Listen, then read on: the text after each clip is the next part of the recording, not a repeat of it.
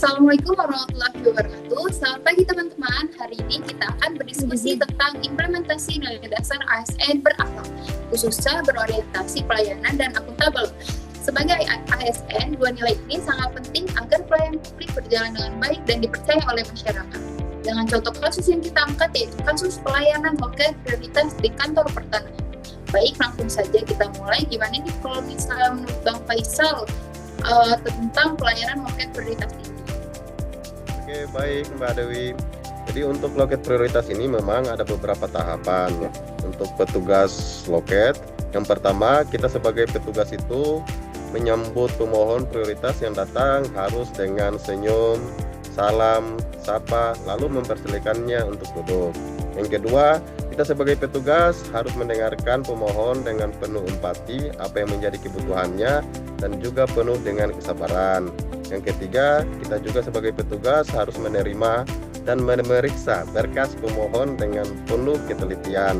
Yang selanjutnya, apabila berkas yang diajukan oleh pemohon tersebut belum lengkap dan masih ada kesalahan, maka wajib bagi kita untuk menyampaikan kepada pemohon untuk melengkapi berkas tersebut dan juga untuk memperbaikinya sesuai dengan aturan yang berlaku, yang pastinya dengan bahasa yang sopan dan mudah diterima. Selanjutnya, apabila berkas yang diajukan oleh pemohon itu sudah lengkap dan benar, maka berkas tersebut langsung kita daftarkan. Setelah didaftarkan, kita sebagai petugas harus memberikan surat tanda terima dokumen untuk ditandatangani oleh pemohon dan juga surat perintah setor untuk dilakukan pembayaran biaya PNBP yang diperlukan. Selanjutnya juga kita harus memberikan penjelasan kepada pemohon terkait dengan metode pembayaran surat perintah setor yang bisa dilakukan melalui kantor pos, bank, ataupun mobile banking. Gitu Mbak Dewi.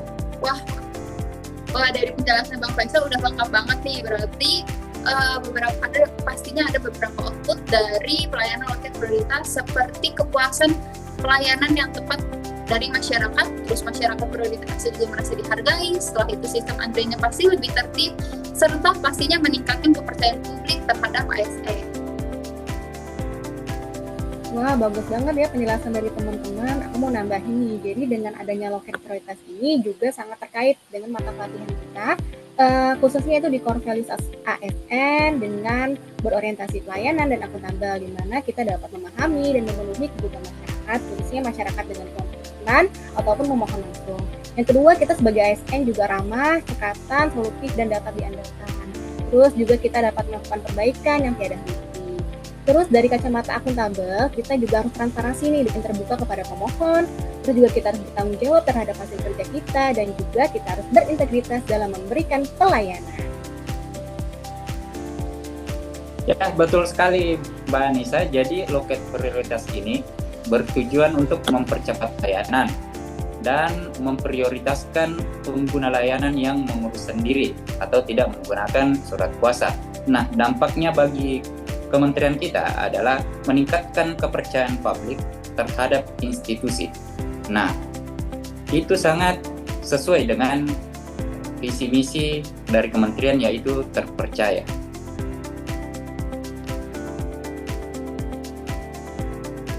Ya, jadi untuk loket prioritas ini terdapat penguatan nilai organisasi.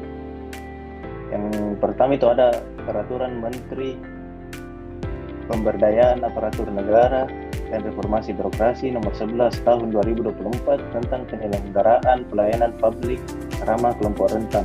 Jadi peraturan ini menetapkan panduan agar pelayanan publik tidak diskriminatif dan setara bagi kelompok rentan. Yang kedua ada Keputusan Menteri ATR Kepala BPN Nomor 440 /SK /HR titik 02 angka Romawi 3 2023 tentang 7 layanan prioritas di lingkungan Kementerian ATR BPN.